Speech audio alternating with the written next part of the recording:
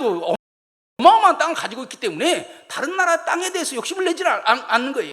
그러나 미국은 한반도가 어떤 다른 나라에 의해서 독점돼 가지고 한반도가 완전히 그 나라에서 지배되는 것을 원하지 않습니다. 여러분들 중국이 한반도를 장악하면은요, 그 중국이 그 힘을 가지고 태평양을 지배하게 돼요. 그럼 태평양을 지배하면은 미국 배가 마음대로 왔다 갔다 할 수가 없는 거예요. 그럼 미국의 국익에 위태롭게 되는 것입니다. 미국은 한반도에 대해서 직접적으로 식민지로 만들 그런 생각은 없지만은 이 한반도가 다른 나라의 수중에 들어가서 다른 나라에 의해서 좌지우지 되는 것을 원하지도 않는다고요. 이런 미국의 이해가 우리나라에 잘 맞아 들어간 것입니다. 지금까지 한국사를 이해하는데 잘못된 생각은 뭐냐면은 근대사를 서구 제국주의 대 조선이라고 하는 이 대립 개념으로 이해를 하고 있는 거예요. 서구 제국주의가 우리나라를 침략해서 우리나라를 식민지로 만들려고 했는데 우리나라 사람들이 여기에 대해서 반항해서 의병운동도 하고 뭐도 하고 그랬다, 이렇게 보는 것이 지금 한국사의 일반적인 이해입니다. 그런데 사실은 그것이 아닙니다. 우리를 괴롭혔던 것은 서구 나라, 영국이랄지 프랑스랄지 미국이랄지 이런 나라가 아니고 우리 주변에 있는 세 나라예요. 중국, 일본, 러시아가 우리를 괴롭혔다고요. 이 중국, 일본, 러시아를 우리 힘으로 막을 힘이 있으면 좋아요.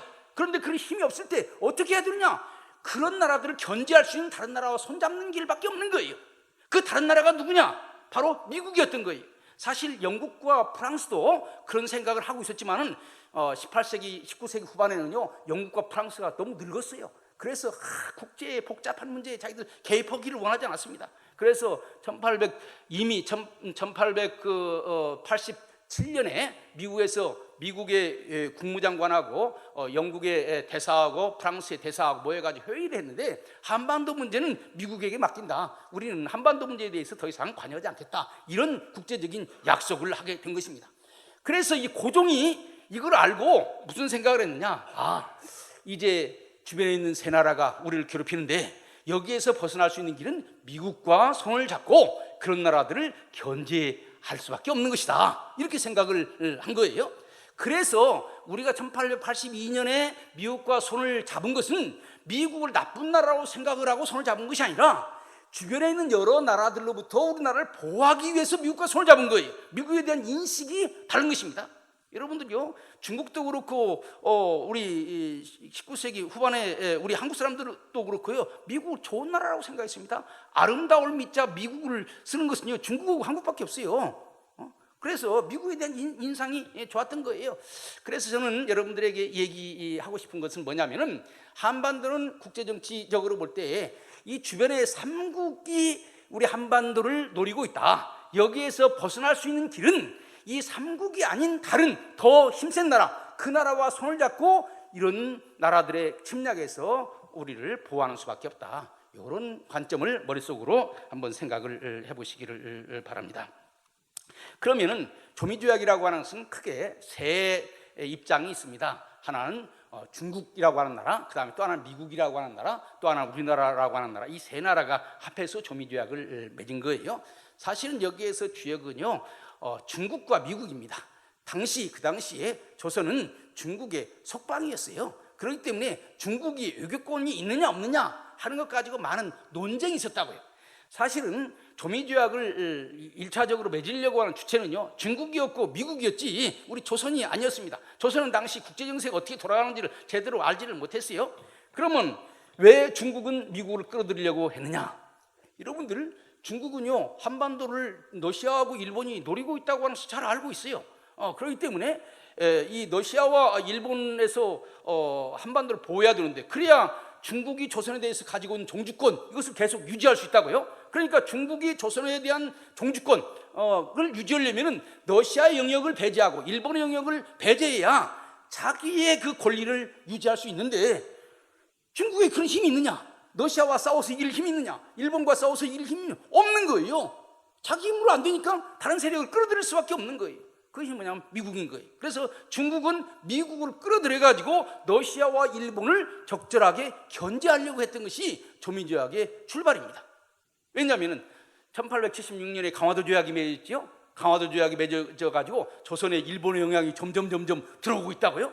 그래서 놀라운 것은요, 제가 이번에 논문 쓰면서 놀라운 것은 이 조미조약의 출발점이 중국의 천자가 이용장이라고 하는 중국의 최고의 외교관에게 1879년에 명령을 내렸더라고요.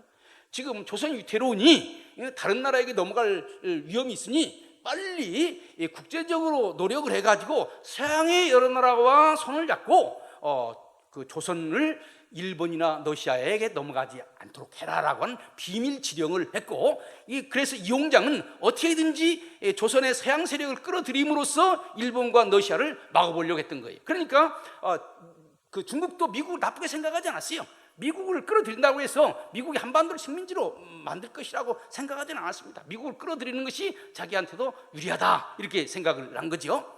그 다음에 이제 그 미국의 입장 어떠냐? 아까 미국의 입장에 대해서는 제가 얘기를 했습니다. 미국이 남북전쟁 이후에 이제 세계적인 나라로 발전하기로 원했고, 세계적인 나라가 되려면 태평양을 진출해야 되고, 태평양을 넘어서 중국과 손을 잡아야 되는데, 그러려면 이제 한반도 주변을 지나가야 돼서 통상을 확보를 하려고 그런 것이죠.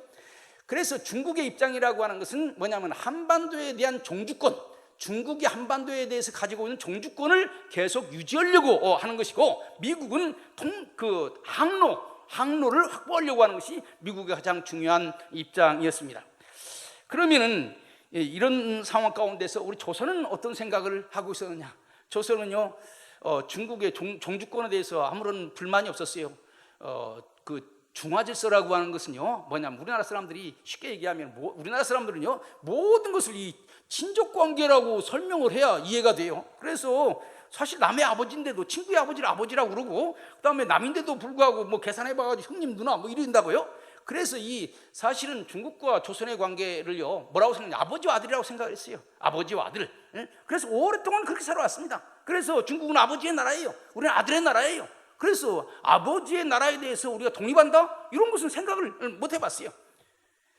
그렇기 때문에 중국이 우리나라를 종주국으로 계속 유지하려고 하는 것에 대해서 조선은 아무런 불만이 없었습니다. 아들이 아버지 말 듣고 아버지 시키는 대로 하는 것이 뭐가 잘못이냐, 이렇게 생각했던 것이 조선의 생각인 것입니다. 그런데 이 조선으로서는 미국과 손을 잡는다고 할 때 가장 염려되었던 것이 있었습니다. 그것이 뭔지 아세요? 바로 기독교 문제인 거예요. 기독교 문제. 사실 조선은 유교 나라입니다. 많은 역사학자들이 이것을 간과하고 있어요. 조선은 유교 나라예요. 다른 것은 다 양보해도 유교가 중심되는 이것을 포기할 수가 없어요. 사실은요, 조선시대에서 사대부 양반이 되었다고 하는 것은 유교의 성직자가 되었다고 하는 것입니다. 여기 목사님들 많지요? 여러분들이 기독교의 성직자인 것처럼 조선의 양반은 유교의 성직자인 겁니다. 그래서 유교가 무너지면 그 양반도 무너지게 되는 거예요. 그런데 기독교가 들어와서 기독교 번성하게 되면 유교가 무너지면 어떻게 되느냐, 여기에 대한 가장 큰 관심이 있었어요. 그래서 조선은 항상 무슨 생각을 했냐면 죄악을 맺되 기독교가 들어오지 못하게 했으면 좋겠다, 이런 것이 기본적인 생각이었습니다. 이런 생각을 가지고 이제 1882년 3월 4월 이제 회담을 하기 시작했어요. 1차 회담은 3월 25일에서부터 벌어졌는데, 원래 이제 중국하고 조선 측 대표가 중국 천진에서 모여가지고 그 초안을 마련했는데, 초안에 보면은 이렇게 되어 있어요. 제1조, 조선은 중국의 속방이지만 내정과 외교 문제는 이제까지 주권을 행사해 왔다. 속방이라고 하는 걸 제일 먼저 넣는 거예요. 그러니까 중국이 조선과 합의해서 미국 측한테 제출한 그러한 문서입니다. 대조선국 군주와 대미국 대통령은 서로를 평등하게 대한다. 만약 다른 나라가 불공정하게 대하거나 모욕한다면 반드시 서로 후원하여 보호하거나 혹은 중간에서 잘 조정하여 영구의 안전을 보장할 수 있게 한다. 좀 말이 복잡합니다만 간단하게 얘기해서 중국과 조선은 이런 안을 미국에 제출한 것입니다. 첫 번째, 조선은 중국의 속방이다. 조선은 종주국으로 섬긴다. 두 번째, 미국과 중국은 조선의 공동보호국이다. 이건 참 매우 중요한 것입니다.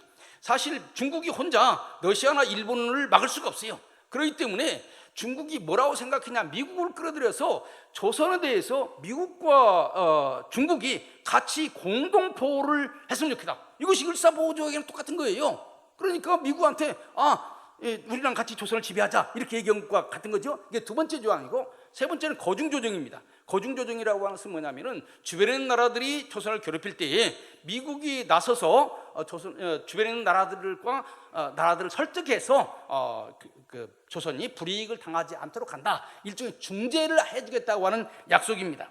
그 다음에 네 번째는 뭐냐면요, 그 부칙에 있는 것인데, 이런 모든 조약의 그 최종 인주는 중국 예부, 중국 외무성이 갖는다. 예부가 외무성입니다. 그러니까 미국하고 조선 사이에 조약을 맺었지만은 조약에 대한 최종批准은 누가 하느냐? 중국 예부가 한다고 하는 거예요.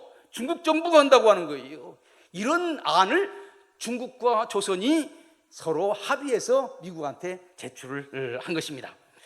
그런데 이 안에 대해서 이제 미국과 중국이 마주쳐서 얘기를 했는데, 대부분 미국 사람들은요, 조선이 원하는 것은 대부분 수용했습니다. 기독교 선교가 매우 중요한 문제인데, 이 문제는 우리 이제 기독 복음 선교와 관련되니까 좀 설명을 하면은, 사실 조선은요, 조약문에다가 제일 첫 번에다가 뭐라고 쓰냐면은, 조선은 서양 선교사들이 와서 교회를 세우는 것을 원하지를 않는다. 그렇게 얘기를 한 거예요. 그런 조항을 분명히 거기다 넣기를 원했던 것입니다.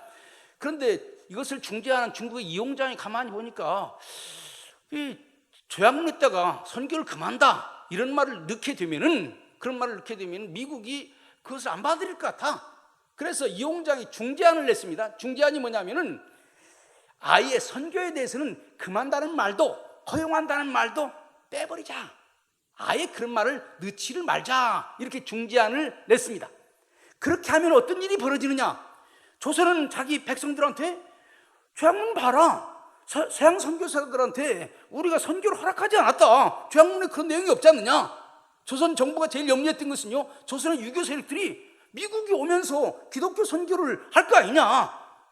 그럼 이것을 막아야 되는데 선교를 너희들을 허락하면 어떡하냐, 이 얘기를 할까 봐서 그게 제일 염려했던 거예요. 고종은 유약한 사람입니다. 유림들이 일어나가지고 막 기독교 선교를 이렇게 허락하면 당신은 유교의 나라의 왕 자격이 있느냐 이렇게 물어볼까 봐서 걱정이 된 거예요. 그러나 내용이 없으면요, 우리 허락 안 하지 않았냐, 내용을 읽어봐라 이렇게 얘기할 수가 있다고요.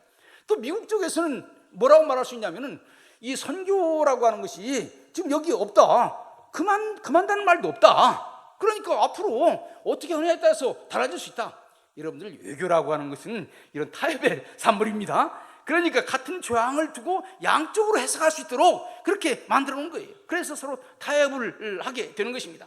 그래서 조선 측의 요청대로 말하자면 선교를 금한다라고 하는 내용은 없었지만은, 조선 측의 요청대로 선교를 허락한다라고 하는 말도 없는 거예요.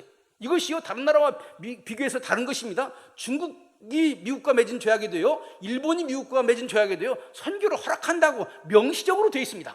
그러나 조선만은 그렇게 하지 않은 거예요. 이런 점에서 조선이 상당한 말하자면 이득을 얻었다, 이렇게 얘기할 수 있는 거예요. 그 당시에 국제관리상 서양 나라가 올 때는 꼭 선교를 허용하도록 되어 있습니다. 그러나 조선만이 예외로 그런 조항이 없는 거예요. 그러나 이것이 이제 실질적으로 선교를 금했느냐 하는 것은 또 다른 문제예요.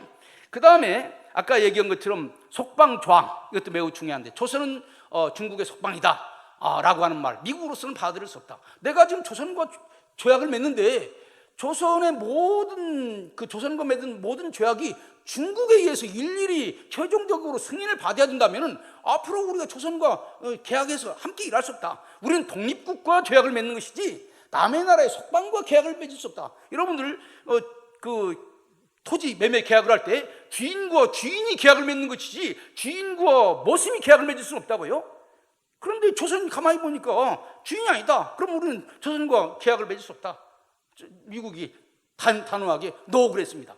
중국이 화가 났지만은, 중국은 사실 이 조약문을 통해서 이 속방 조항을 넣고 속방 조항을 통해서 온 세계에 알려고 한 거예요. 조선은 중국의 속국이다. 그러니까 중국이 조선에 대해서 간섭하는 것에 대해서 조금씩도 이의를 달지 말라, 이 얘기를 하려고 지금 조미조약을 맺은 거예요.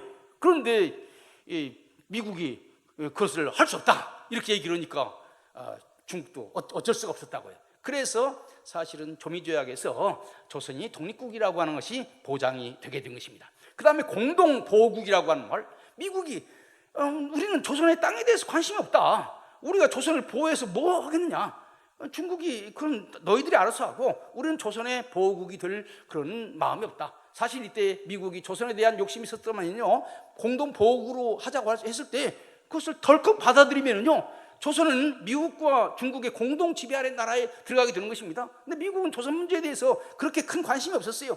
조선 문제 가지고 골치 아플 생각을 하지 않았다고요. 이건 우리가 지금도 생각해야 됩니다. 우리가 생각하는 미국과요, 미국이 생각하는 우리가 달라요. 우리에게 있어서는 미국이 필수적인 요소지만요, 미국은 수많은 나라 가운데 하나인 거예요. 그래서 미국은 가능하면은 조선 문제 때문에, 한반도 문제 때문에 골치를 안 하려고 하는 거예요. 왜 미국이 세계 모든 나라의 문제를 떠안느냐 하는 거죠. 미국 국민들의 불만이 거기에 있는 것입니다. 그래서 이 공동보호조약 우리는 받아들일 수 없다. 그 다음에 거중조정, 다른 나라가 주변에 있는 나라들이 조선을 괴롭힐 때 도와준다. 그것은 뭐 할 수 있다. 그래서 거중조정 들어가고, 그 다음에 모든 것을 중국 예부의 허락을 받아야 된다. 우리는 받아들일 수 없다. 중국한테는 매우 불리한 것이지만요, 조선한테는 매우 유리한 거예요. 그래서 조미조약은 중국의 의사와는 달리 조선에게 유리한 그런 방향으로 나가게 된 것입니다. 그래서 이것을 정리해 보면은 뭐라고 얘기할 수 있냐면요, 미국은요, 제국주의적인 침략자가 아니라 극동 문제의 분쟁의 조정자로서 등장했다고 하는 거예요. 지금도요, 미국이 없으면은요, 일본과 중국과 러시아 사이에 여기에 얼마나 큰 분쟁이 일어날지 몰라요. 제가 한번 조사해 봤습니다. 여러분들 1953년 한미동맹이 맺어지기 이전과 그 이유가 얼마나 달라진지 압니까? 1953년 한미조약이 맺어지기 전에는요, 한반도에서 10년 단위로 전쟁이 났습니다. 1895년에 청일전쟁, 10년 후에 노일전쟁, 그 다음에 제1차 세계대전, 그 다음에 중일전쟁, 그 다음에 또 만주사변 중일전쟁, 태평양전쟁, 한국전쟁, 10년 단위 전쟁이 났어요. 1953년 한미동맹이 맺어진 다음에 이 땅에 지금까지 지금 전쟁이 없지 않습니까? 왜 그럴까요? 우리가 힘이 세서 그럴까요? 미국 무서워서 전쟁을 못하는 거예요. 이런 점을 우리는 잘 인식을 해야 되는 것입니다. 그래서 지금은 옛날뿐만 아니라 지금도 미국이 아시아에서 지금 중재자 역할을 하고 있는 거예요. 한반도뿐만이 아니라 이런 점에서 먼저 이해해야 되고요. 그다음에 중국은 조미조약을 통해서 중국의 속방을 강조했지만은 오히려 미국은 이것을 통해서 조선이 독립국이라고 하는 것을 인정을 했다. 매우 중요한 것이죠. 조미조약은 조선이 중화질서에서 만국공법 질서로 나가는 첫걸음이다. 사실은요, 1882년에 맺어진 조미조약이야말로 우리 한국이 세계 무대로 나가는 첫 번째 발걸음입니다. 1870년에 강화도 조약을 맺었지만요, 조선은 이 강화도 조약이 세계로 나가는 조약인 줄을 몰랐어요. 그냥 일본과 조선은 아시아 국가니까 아시아 국가가 옛날에 하던 것을 문서로 정리한 것이다, 이렇게 생각을 한 거예요. 그러나 1882년에 조미조약을 맺을 때는 야, 이제 비로소 세계로 나가는구나. 그래서 조미조약을 맺어진 다음에 영국과 프랑스와 독일과 러시아와 여러 나라들이 손을 잡는 거예요. 그러니까 한국이 세계를 향해서 나가는 첫 번째 발걸음이 뭐냐? 1882년에 조미조약이라고 하는 것입니다. 그 다음에 종교 문제, 조미조약에 있어서는요, 종교에 관한 조항은 없었습니다. 아까 얘기한 것처럼. 그러나 다른 방법을 통해서 기독교가 들어오게 됐습니다. 제가 이 얘기만 하고 제 얘기를 마치려고 합니다. 이 조미조약 내용에 보면은요, 무슨 내용이 있냐면은 통상을 위해서 사람들이 교류할 수 있고, 또 통상을 하려면 서로를 알아야 될 거 아니겠습니까? 서로를 알기 위해서 사람들이 왔다 갔다 할 수도 있고 그 나라 언어들을 배울 수 있다, 이렇게 되어 있습니다. 그러니까 문화 교류에 대한 항목이 있는 거예요. 선교에 대해서는 말이 없지만은 문화 교류에 대해서는 항목이 있는 것입니다. 바로 이 문화 교류라고 하는 항목을 통해서 선교사들이 우리 조선 땅에 오게 되는 거예요. 그러니까 통상을 위한 조약이고 문화 교류를 위한 것은 그 다음이고, 선교는 말이 없지만은 이 문화 교류라고 하는 항목을 통해서 선교사들이 이 땅에 들어오게 되고, 그걸 통해서 이 땅의 교회가 선교가 되게 된 거예요. 그러나 사실은 조선도 그렇고 미국도 그렇고 선교사가 오고 있다고 하는 것을 알고 있었어요. 조미조약이 1882년에 맺어졌는데 1883년 푸트라고 하는 사람이 우리나라의 초대 공사로 오게 되었습니다. 푸트라고 하는 공사에게 미국 정부가 이렇게 명령했어요. 미국은 종교를 사랑하는 나라다. 그래서 미국 사람이 조선에 갈 때 자기 종교적인 행위, 선교가 됐든지 예배가 됐든지 그렇게 하는 데 있어서 미국 정부가 간섭하면 안 된다고 하는 것을 미국 정부에게 명확하게 알려라. 이것이 1883년 푸트 공사에게 미국이 내린 거예요. 그러니까 조선에 와 있는 미국 사람들이 선교할 수 있고 예배 드릴 수 있고 할 수 있는 자유를 조선 정부로부터 보호하라고 하는 거예요. 이래서 이 푸트 공사가 조선 정부에게, 미국 정부는 종교라고 하는 이유로 사람을 박해하는 것을 미국 정부는 극히 혐오한다, 극히 싫어한다. 앞으로 미국과 좋은 관계를 맺으려면 미국의 조선에 와 있는 그 기독교 신자들의 기독교 신앙 행위에 대해서 간섭하면 안 된다, 이런 얘기를 공식적으로 통보를 해줬습니다. 그리고 그 뒤에 들어온 것이 알렌이 들어오고, 그 뒤에 들어온 것이 언더우드와 아펜셀러가 온 거예요. 우리는 언더우드와 아펜셀러, 알렌이 갑자기 온 일로 알지만은, 이렇게 조미조약이라고 하는 큰 틀에서 선교에 대한 보호막이 이루어졌기 때문에 선교사가 오게 된 거예요. 이런 측면에서 조약이라고 하는 국제 조약이 우리 교회에 미치는 영향이 어떤 것인가 하는 것을 우리는 잘 알아야 됩니다. 우리 중국 선교가 왜 어렵습니까? 중국에 지금 종교의 자유가 없기 때문에 그런 거예요. 중국이라고 하는 나라가 종교의 자유를 허락하지 않기 때문에 그런 거예요. 그래서 많은 목사님들이 선교사를 보내는 데는 많은 관심을 가지고 있어요. 그러나 선교사가 가서 활동을 하려면 그 나라가 선교를 할 수 있도록 만들어줘야 되는 거예요. 그러려면 외교적인 관계가 있어야 되는 거예요. 그러기 위해서는 정말 위대한 정치가들, 외교가들이 나와가지고 이런 외교를 보호해줄 수 있는 그런 일들을 해야 되는 것입니다. 그래서 그 뒤에 이제 사실은 미국은요, 조선은 미국과 손을 잡고 미국으로부터 많은 도움이 올 것을 기대했습니다. 그러나 미국은 조선에 대해서 별 큰 관심이 없었어요. 그럴 때 누가 등장했느냐? 선교사들이 등장해서 미국 정부에게 도움을 원하지만은 미국 정부는 별 큰 관심이 없다. 오히려 우리가 도와주면 안 되겠느냐? 우리가 학교 세워주고 병원 세워주면 안 되겠느냐? 이렇게 얘기를 한 거예요. 고종이 생각을 해보니까 미국 정부가 도와주면 더 좋지만은 선교사들의 도움이 나쁠 거 없잖아요. 그래서 선교사들이 들어오기 시작한 거예요. 그래서 많은 선교사들이 1884년 5년부터 밀려오게 되는 것입니다. 통상은 시원찮았어요. 무역은 시원찮았습니다. 그래서 선교는 활성화된 것입니다. 바로 그래서 1882년도부터 한미 관계에 상당히 중요한 요소가 선교였던 거예요. 그래서 간단하게 얘기한다면요, 세계에서 제일 큰 장로교 선교부가 평양에 있었고요, 세계에서 제일 큰 천주교 선교부가 평양에 있었습니다. 미국의 정치, 경제, 외교, 군사 모든 분야에서 한반도는 시시한 장소였지만은 기독교적인 입장에서는 개신교 선교사, 천주교 선교사를 포함해가지고 가장 중요한 선교 필드가 바로 한국이었다고 하는 거예요. 그래서 1945년 미군이 해방 이후에 들어오기 전까지는 한미관계의 핵심은 우리 기독교에 있다고 하는 거예요. 바로 이 기독교라고 하는 것이 근거가 됐기 때문에 그 뒤에 1945년 미국이 왔을 때, 제2차 세계대전이 끝나고 미군이 왔을 때, 이제 미군이 왔을 때 제일 중요한 문제는 뭐였을까요? 영어를 아는 사람을 찾는 거예요. 미국 사람들이 한국말을 모르니까 한국 사람들 가운데서 영어를 아는 사람들이 필요했던 거예요. 영어를 아는 사람들이 어디에 있었을까요? 교회에 있었던 거예요. 그래서 미군정 3년 동안의 역사를 제가 조사해 보니까요, 거의 통역의 반절 이상은 다 목사님들이에요. 각 지역마다 그 지역에 있는 목사님들, 특별히 유학 갔다 온 목사님들, 선교사들하고 활동했던 목사님들이 그 지역에 있는 미 군정의 통역을 했습니다. 춘천에서도 마찬가지예요. 춘천에 있는 목사님이 통역 역할을 했더라고. 그 다음에 중요한 것은 뭡니까? 미국은 이 땅에 와가지고 미국식으로 새로운 나라를 만들기를 원했어요. 경제정책도 교육정책도 그런 정책을 하기를 원했습니다. 이때 등장한 것이 미국에서 경제학을 공부하고 미국에서 교육학을 공부한 사람들이 미 군정의 부장, 지금 뭐라면 장관이 되는 거예요.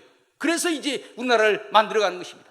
또 그 다음에 이 나라가 만들어지려면 국민들의 지지가 있어야 되는데, 그 지지를 누굴 통해서 얻어지느냐? 각 지역에 있는 중요한 교회들이 바로 이 미국과 더불어서 자유민주주의를 만들려고 하는 그러한 거점이었어요.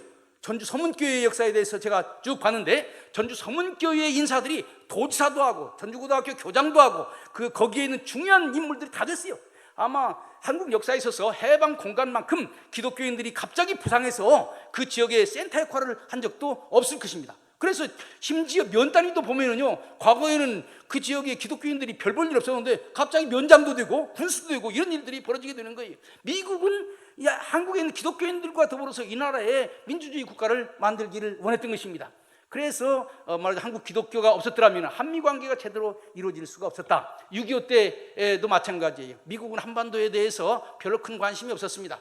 그런데 1950년 6월 18에서 20일 사이에 우리나라에 온 사람이 덜레스라고 하는 사람입니다. 미국의 나중에 국무장관도 되고 매우 유명한 사람인데, 이분이 장로교 장로님이었습니다. 이분이 영락교회를 방문했어요. 그리고 거기에서 많은 신자들이 하나님 앞에 기도하는 것을 봤습니다. 북한에서 내려와가지고 지금 공산주의 위협에 대해서 염려하고 있는데, 그래서 하나님 앞에 기도하는 거예요. 하나님, 우리가 자유를 찾아서 북한에서 몰람했는데 이 남한마저 공산주의에 넘어가려고 합니다. 하나님 우리를 지켜주세요. 이 간절히 기도하는 것을 덜레스 장로가 봤습니다. 이분이 트루만의 특사로 우리나라에 와 있는 사람이에요. 이분이 이제 한국에서 일을 마치고 일본으로 갔는데 바로 그때 6.25가 터진 거예요. 그래서 이제 그 덜레스가 메가더와 같이 같은 집에 있었는데 이승만으로부터 전쟁이 일어났다고 하는 소식을 듣고 덜레스가 직접 미국 대통령한테 전화해가지고 말이야, 자기가 한국에 가보니까 기독교인들이 있다. 이 사람들은 자유를 찾아서 왔는데 미국의 가치가 뭐냐? 민주주의와 기독교가 미국의 가치 아니냐? 민주주의와 자유를 위해서 월남한 사람들을 다시 공산주의 손에 맡겨버리는 것은 미국이 하나님께서 미국에게 주신 그 사명을 잊어버리는 것이다. 우리가 한국전에 참전해야 된다. 이렇게 얘기를 했더라고요. 그래서 미국이 우리나라에 참전하게 된 것입니다. 물론 다른 요소도 있습니다만은 이런 측면에서 한미 관계의 핵심에 뭐가 있느냐? 우리 기독교가 있다고 하는 거예요. 그래서 한경직 목사님이랄지 김옥길 총장이랄지 김준건 목사님이랄지 이런 분들이 한미 관계에 중요한 역할을 했습니다. 지금 한미 관계, 그러면 군사 관계, 경제 관계, 무슨 뭐 기술 관계 이런 것만 얘기하고 기독교에 대한 얘기가 없어요. 옛날에는 한경직 목사님이랄지 김준건 목사님이랄지 이런 중요한 지도자들이 있어가지고 우리나라가 어려울 때 미국 기독교와 서로 협의해서 이 한국을 좀 이끌어 나갔는데, 지금 한국교회 대형 교회들은 많지만은 이런 문제를 다룰 만한 그런 지도자들이 없는 거예요. 참, 그래서 우리가 한미 그 수교 140주년을 맞이해서 이런 것들을 다시 한번 일깨우고, 사실은요, 나라와 나라의 관계는요, 정부와 정부의 관계 혹은 회사와 회사의 관계 넘어서서 국민과 국민의 관계까지 나가야 하나가 될 수 있는 것입니다. 사실 한국과 미국은 오랫동안 기독교라고 하는 공통 가치를 가지고 있는 거예요. 그래서 저는요, 한국과 미국의 기독교가 힘을 합해가지고 두 가지를 이루어야 된다고 생각을 합니다. 하나는 복음 전파입니다. 우리 신자들은 세계에 복음을 전해야 되죠. 근데 아시아에서 지금 복음 전파의 중심 역할을 할 나라가 우리나라밖에 없잖아요. 그러니까 미국 기독교와 한국 기독교가 손을 잡고 특별히 중국 복음화에 앞장서야 됩니다. 그런데 복음화를 하려면 뭐가 이루어져야 되죠? 민주주의가 돼야 됩니다.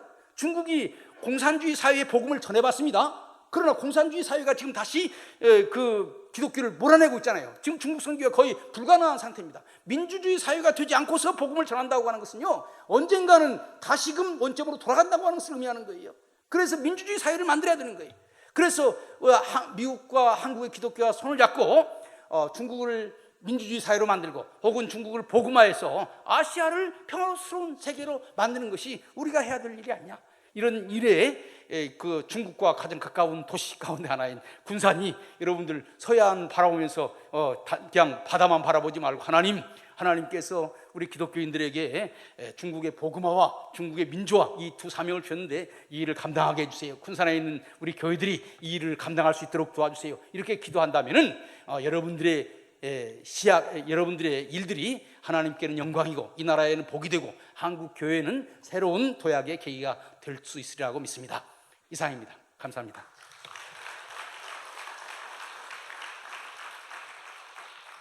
예, 감사합니다. 지금 시간이 많이 지났기 때문에 10분을 다 못 드리고요. 지금 한 32분인데 40분까지만 드리겠습니다. 40분까지 이 자리를 다시 오시는 걸로 그렇게 하겠습니다. 자, 그 2층에 간식하고 커피 준비되어 있습니다. 잠깐 화장실 다녀오시고 40분까지 자리 착석해 주시면 감사하겠습니다.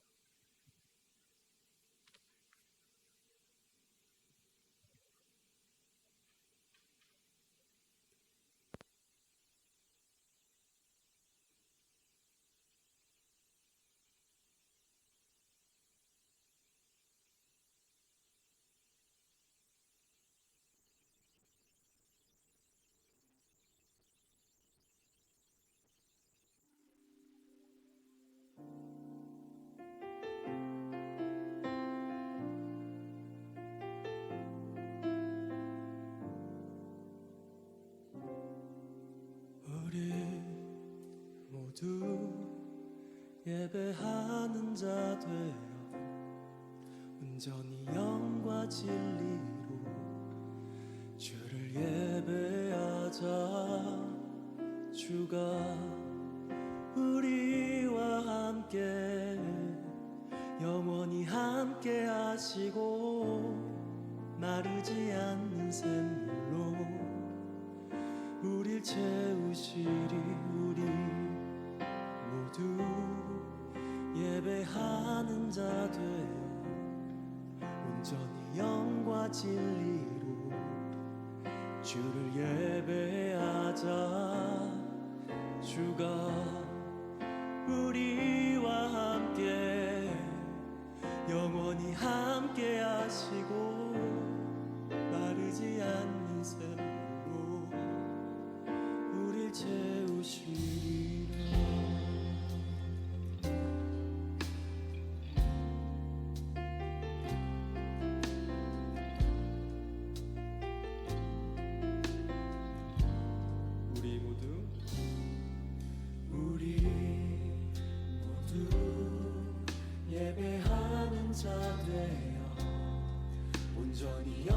영과 진리로 주를 예배하자.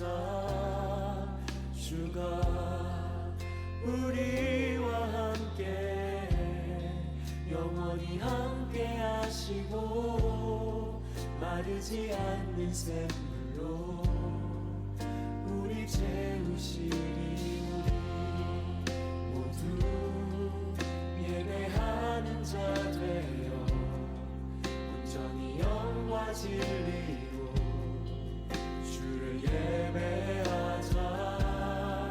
주가 우리와 함께 영원히 함께 하시고 마르지 않는 샘물로 우리 채우시리. 우리 모두 예배하는 자 되어 온전히 영과 진리로 주를 예배하자. 주가 우리와 함께 영원히 함께 하시고 마르지 않는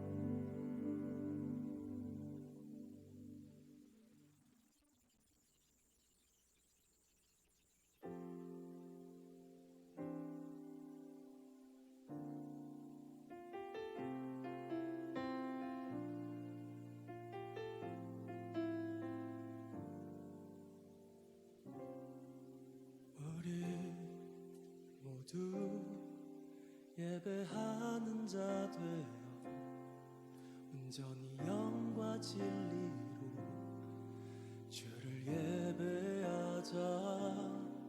주가 우리와 함께 영원히 함께 하시고 마르지 않는 샘물로 우릴 채우시리.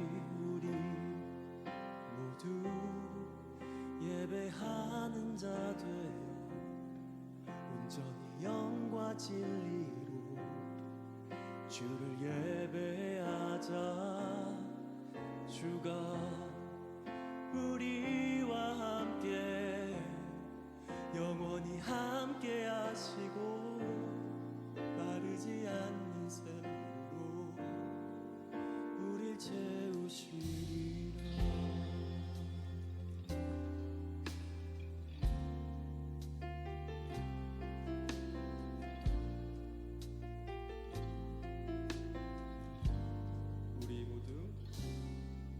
우리 모두 예배하는 자 되어 온전히 영과 진리로 주를 예배하자. 주가 우리와 함께 영원히 함께 하시고 마르지 않는 샘물로 우리 채우시리. 우리 모두 예배하는 자 되어 온전히 영과 진리.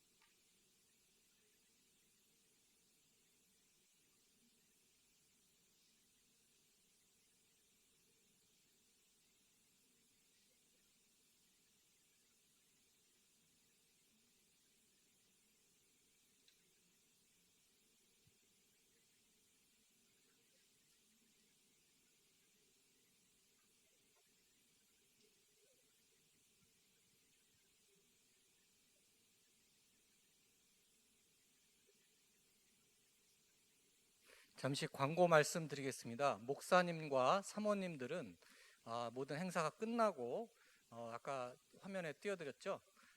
저기 어도원이라고 지곡동에 있거든요. 그러니까 상지곡 3길 49 이렇게 치고 가시면 됩니다. 어도원 상지곡 3길 49 이렇게 치고 가시면 됩니다.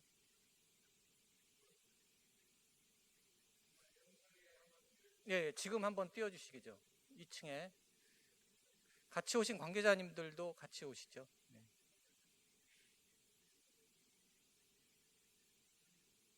없어요? 없어요. 화면이 준비가 좀 어려운 것 같습니다. 다시 한번 말씀드리겠습니다.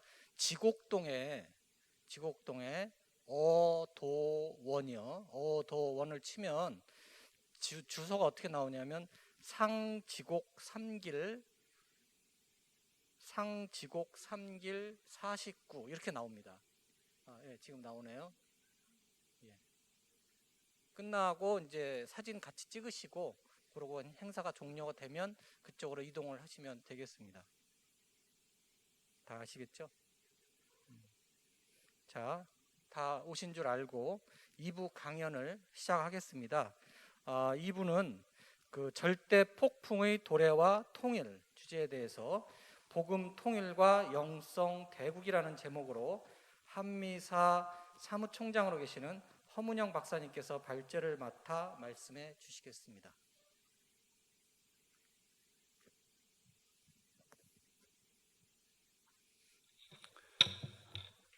다시 한번 감사드립니다. 기도하고 사시죠. 하나님 아버지 감사합니다. 인간의 지성은 아무것도 쓸모없고 오직 성령님의 지혜로만 저희가 이 시대를 돌파하게 될 줄 믿사오니 아버지 하나님 이 시간을 친히 주장하여 주셔서 우리 전북 지역에 계시는 목사님들과 함께 나라와 민족의 명운을 헤쳐나갈 수 있는 귀한 생각을 주님의 은혜로 나눌 수 있게끔 이끌어 주시옵기만을 간절히 바라옵고 이것의 연약하고 추한 모습 예수님의 피로 씻어주실 줄 늘 감사드리고 성령님께서 친히 역사해 주심을 감사하며 예수님 이름 받들어 감사 기도드립니다. 아멘. 제가 얼굴이 지금 부어가지고 여기가 잘 안 보여요. 그래서 여러분들한테 너무 죄송하다는 말씀을 드리고요.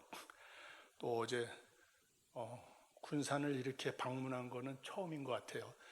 공군 부대에 특강 한번 왔다가 이렇게 교회로는 처음 와서 좀 흥분한 것 같습니다. 그래가지고 감기 몸살이 살짝 와서 여러분한테 죄송하다는 말씀을 드리면서 오늘 강의를 함께 나누겠습니다. PT를 중심으로 해서 말씀을 드릴게요.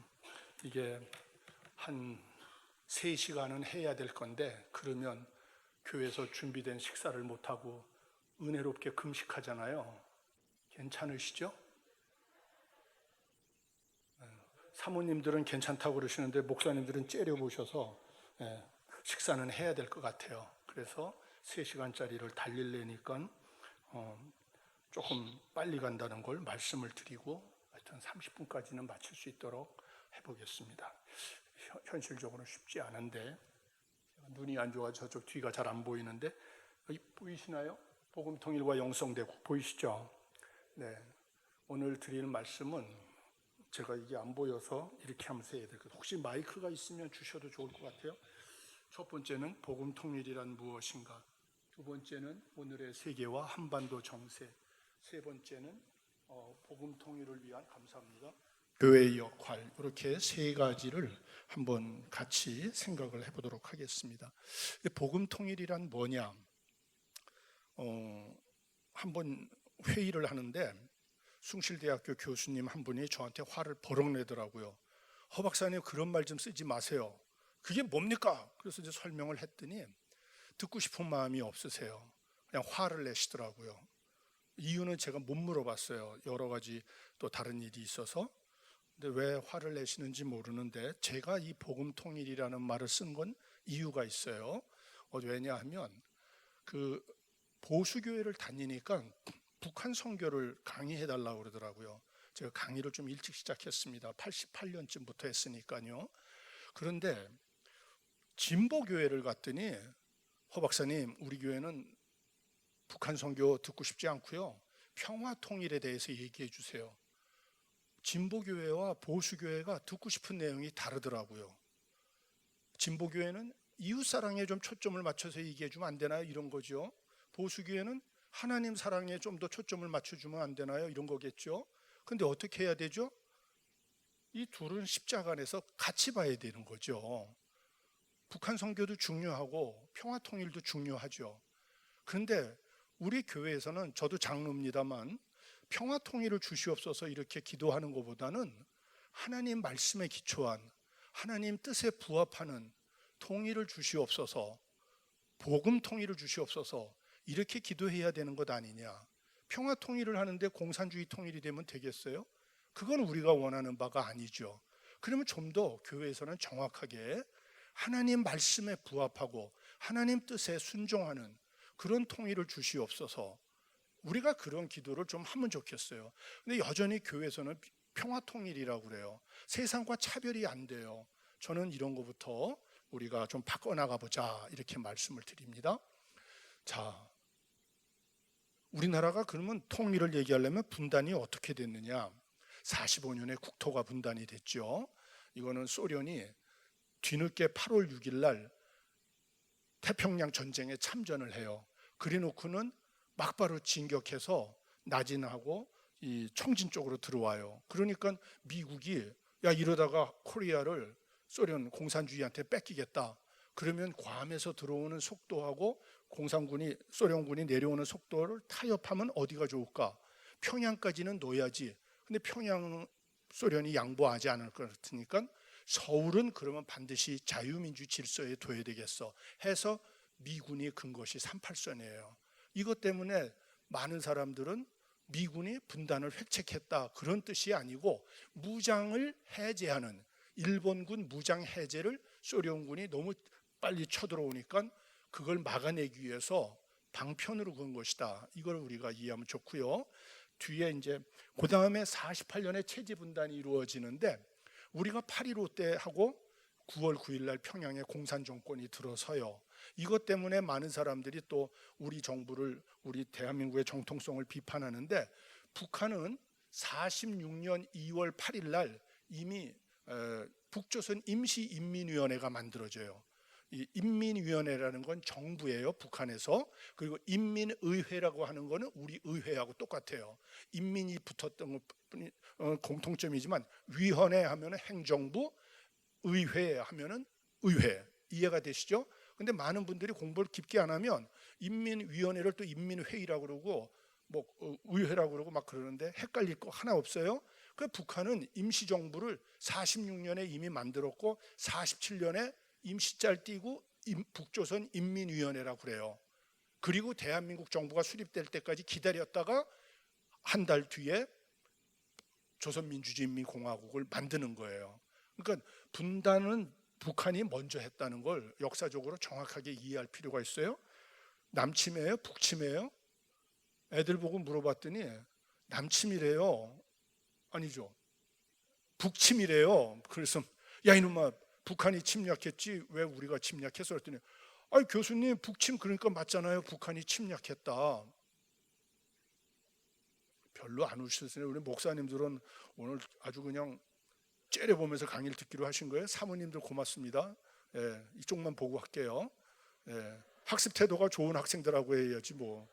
그 남침, 남쪽이 침략했다. 북침, 북한이 침략했다. 아이들은 용어를 줄여서 말하다 보니까 그렇게 된 거더라고요. 북한이 남쪽을 침략했다 해서 남침인 거죠. 네, 그러니까 북한이 침략했죠. 3년간의 동족 상잔 통해서 우리는 삼중 분단이 이루어졌죠. 영토, 주권, 백성이 총체적으로 분단이 되는 안타까운 상황이 벌어졌는데 이건 이제 건너뛸게요. 이거 아까 말씀드렸던 거예요. 자, 그래서 6.25 전쟁이 끝나고 났더니 황해도 쪽은 공산화가 됐어요. 빨갛게. 그리고 강원도 쪽은 쳐 올라갔어요. 우리가 수복한 거죠. 제가 백골부대 출신이에요. 왜 그 10월 1일이 국군의 날이죠. 왜 10월 1일이 국군의 날인지 아세요? 이승만 박사님이 38선 돌파를 명령하신 거예요. 메가던 하면 안 된다고 그러는데 그래가지고 우리가 돌파한 날이 10월 1일이에요. 그걸 한 부대가 백골부대예요. 백골부대는 서북청년단, 평안도에서 내려온 청년들이 많이 들어간 부대로서 이들이 고향 찾겠다고 목숨을 바치면서 돌파를 해냈던 거죠. 그래서 강원도 쪽은 우리가 올라갔고 황해도 쪽은 뺏겼어요. 땅은 북한이 12만 제곱킬로미터, 우리가 10만 제곱킬로미터. 그래서 합치면 22만 제곱킬로미터, 북쪽이 2만 제곱킬로미터 더 넓어요. 그리고 남북한이 합치면 영국보다 조금 작아요. 예, 영국이 24만 제곱킬로미터, 우리가 22만 제곱킬로미터. 통일이 돼야 영국처럼 세계를 섬길 수 있는 팍스 브리테니카 같은 시대를 만들 수 있는 거죠. 자, 우리나라가 얼마나 못 살았느냐? 50년대는 그냥 제껴놓고 60년만 해도 62년에 세계 평균이 481달러인데 120달러예요. 그 세계 평균의 4분의 1밖에 안 될 만큼 지지리도 못 살았어요. 저 때 우리나라 군인들은 미국으로 유학을 많이 간 게 아니고 필리핀에 많이 갔었어요. 그때 우리 필리핀에 유학 갔던 군인들이 너무 가난하니까 필리핀 장교가 꿔준 돈, 아니 준 돈이 100달러인데 우리 1년 소득이에요. 장충체육관이 얼마 전에 있었던 곳 바로 필리핀 사람들이 원조해서 지은 거예요. 체육관이 하나도 없는 나라, 거기에 필리핀이 원조해서, 김포공항도 필리핀이 원조한 돈이 많이 들어갔다고 그래요. 그렇게 못 살던 나라인데 장충체육관 지금 다시 부시고 새로 잘 졌죠. 인천공항은 세계에서 넘버 원으로 10년째 지금 뽑히고 있죠. 위대한 시대를 지금 우리가 살고 있어요. 여기 지금 우리 원로 목사님 같은 경우는 정말 우리로부터 존경받으셔야 돼요. 이 나라를 만드신 어른이시거든요. 예. 여기 사모님들은 제 눈에 지금 30대로 보이셔가지고, 예. 박수를 아직 받기엔 조금 바쁘세요. 예. 원로 목사님 또 우리 원로 장로님들 이런 어르신들은 이런 나라를 오늘 세계적인 나라로 만든 거죠. 그래서 언제 우리가 세계 평균에 가까워지느냐 하고 싶은 얘기가 많지만 건너뛰고 86년에 2,800달러로 아시안 게임 때 처음으로 세계 평균에 같아지는 거예요. 여기까지 오는데 기여하신 분들은 바로 우리 기독교인들과 나라를 지킨 군인들과 이승만 대통령, 자유민주주의로 시작해서 박정희 대통령 경제 발전을 일으켜서 오늘 중진국까지 오게 만드신 거지요. 너무 귀한 어른들이시고 그 시대에 사신 분들이고, 이 새마을 운동의 뿌리는 가나안 농군학교 김용기 장로님의 정신인 거는 아시지요? 그 뿌리는 신앙이고, 오늘 대한민국이 절대 빈곤국가에서 중진국으로 올라서는 데는 기독교가 귀한 일을 했다. 그리고 이제 세계를 앞서가기 시작하는 게 88년부터 서울 올림픽 때 세계보다 조금 앞서요. 그리고 90년대 들어와서 95년에 $10,000,000를 돌파해요. 이제는 세계로 확 앞서는 거죠. 근데 저때 저 물질을 갖고 하나님 나라를 위해서 써야 되는데 먹고 마시고 음란 떨고 부패하고 거짓하는 데 사용하니까 97년에 외환 위기가 오는 거예요. IMF 위기. 하나님이 내가 준 물질을 어떻게 이렇게 사용하느냐 주신 경고죠. 저 같은 장로들이 기도할 때마다 전 이 기도는 참 안타까워요. 어떤 때는 정치적 안정을 주시옵시고 경제적 번영을 주시옵시고 좋은데 하나님께서 때리실 때는 안정 달라 번영 달라 할 게 아니고 회개하게 해달라 해야 되는 거죠. 근데 우리 장로들은 대표 기도할 때 너무 그냥 안정만 달라. 하나님께서 그런 고난을 주실 때는 뜻이 있는데 회개를 해야 되는데 지금도 한국 교회는 사실은 좀 회개할 때 아닌가요? 근데 이런 얘기를 하면 싫어하는 분들이 많으세요. 생각보다 지도자들 가운데. 허 박사님 또 회개합니까? 저는 회개는 하나님께서 기뻐하시는 거라고 믿어요. 네, 감사합니다. 그리고 $20,000,000를 돌파한 게 2007년쯤에, 그리고 이제 2018년에 들어와서 우리가 $30,000,000를 돌파해요. 그래서 인구 5천만 명의 $30,000,000를 최초로 돌파한 나라가 일본 1992년에, 그리고 미국이 1997년에, 그리고 7번째로 우리가 2018년에 $30,000,000에 5천만 명이 사는 나라, 7번째 나라가 되는 거예요. 위대한 시대를 여러분들이 만드셨어요. 하나님께서 은혜를 베풀어 주셔서 되신 일인 줄 믿습니다. 그런데 여기까지 온 데는 이런 것도 있어요. $10,000,000가 94년이었잖아요. 근데 지금 3만 불을 돌파했잖아요. 그러면 중진국에서 선진국이 됐잖아요. 이제는 선진국 반열에 우리가 들어섰는데 저절로 된 걸까요? 아니고 거기에는 위대한 지도자들이 있었고, 저는 우리 역대 대통령님들을 좀 욕하는 일은 이제 그만하자. 보수 대통령이든 진보 대통령이든 다 그 주어진 시대적 사명을 감당하려고 애들을 쓰셨다. 그래서 노태우 대통령은 문민화 정권이 오게끔 그 힘을 쓰지 않았잖아요. 물태우라고 할 정도로. 그래서 그분도 귀한 일을 했고, 김영삼 대통령이 세계화 키워드를 던집니다. 이제 우리는 세계로 나가야 됩니다 하면서 그걸 던지셨어요. 그리고 김대중 대통령께서 그걸 받으셔서 일본 문화를 개방했어요.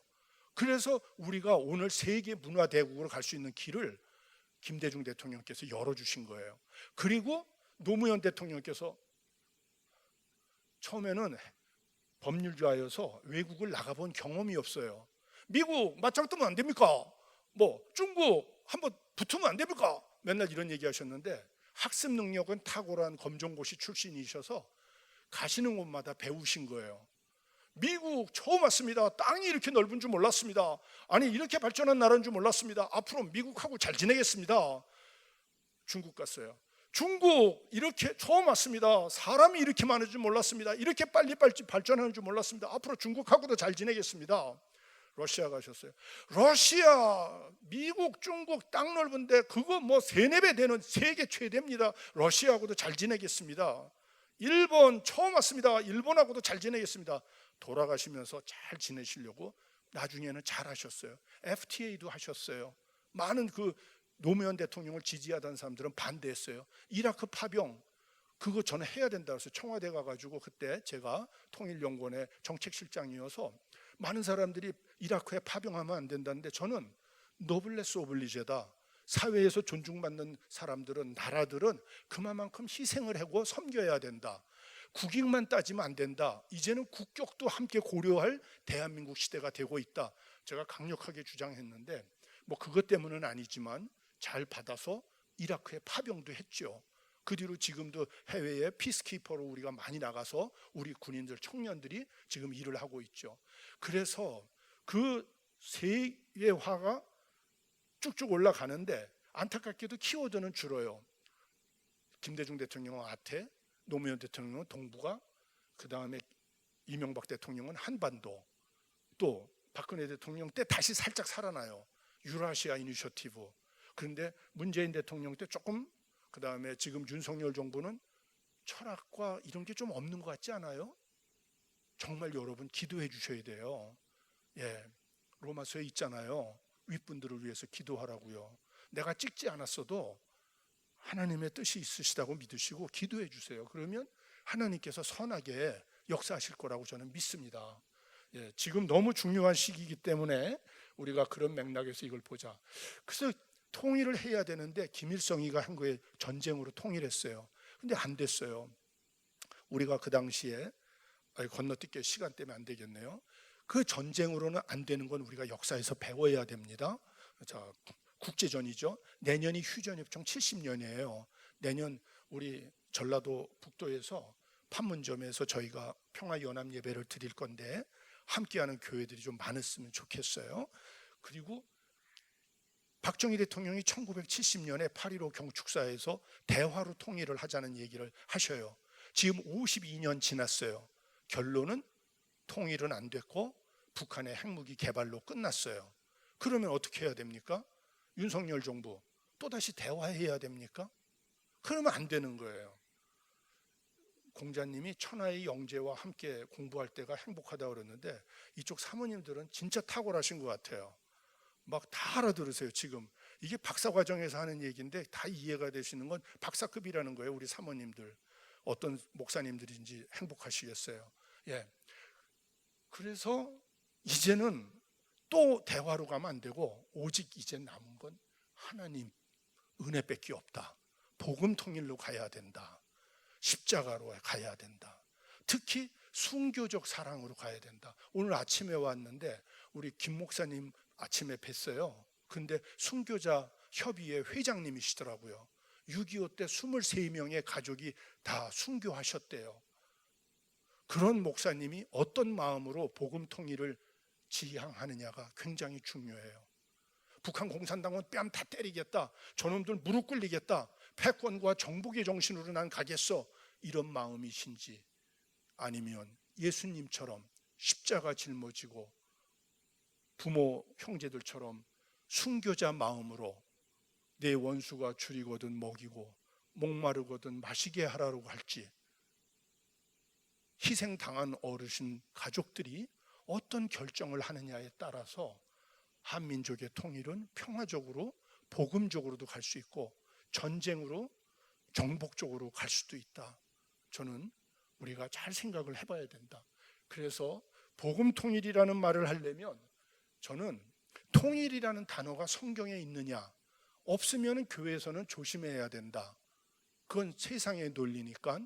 근데 정말 하나님께 감사한 거는 성경에 통일이라는 단어가 나오는데 에베소에만 나옵니다. 에베소 딱 2번 나오는데 1절입니다. 같이 읽습니다. 1장 10절 시작. 하늘에 있는 것이나 땅에 있는 것이 다 그리스도 안에서 통일되게 하려 하심이라. 여기하고 4장에 또 있어요. 여기 뜻은 통일이 뭐냐? 하늘, 땅, 온 우주에 있는 것이 다 그리스도, 예수 그리스도 안에서 하나가 되게 하는 것이 통일이라는 거예요. 그러니까 성경에서 말하는 통일은 남북한 통일같이 그 정도의 것이 아니에요. 이 지구상의 어떤 정부에서 통일하는 그게 아니에요. 우주적 통일입니다. 우주적 통일. 우리 하나님은 온 우주를 예수 그리스도를 머리로 하나가 되게 하는 것, 그게 성경이 말하는 우주적 통일이다. 그러면 우리는 어떤 통일을 해야 되나? 하나님 손에 달려 있다는 걸 인정을 하자. 어디 있어요? 에스겔서 37장 19절에 내 손에서 하나가 된다고 그러셨어요. 남유다와 북이스라엘이. 근데 놀랍게도 주님께서는 네 손에서 하나가 된다고 17절에 얘기를 또 하셔요. 하나님이 주도하시는데 우리 손 안에서 이루어내신다는 거죠. 그래서 저는 복음 통일을 이렇게 생각해 봤어요. 만유 통일의 일부다. 그러니까 우리 교회에서 왜 통일을 얘기해야 되느냐?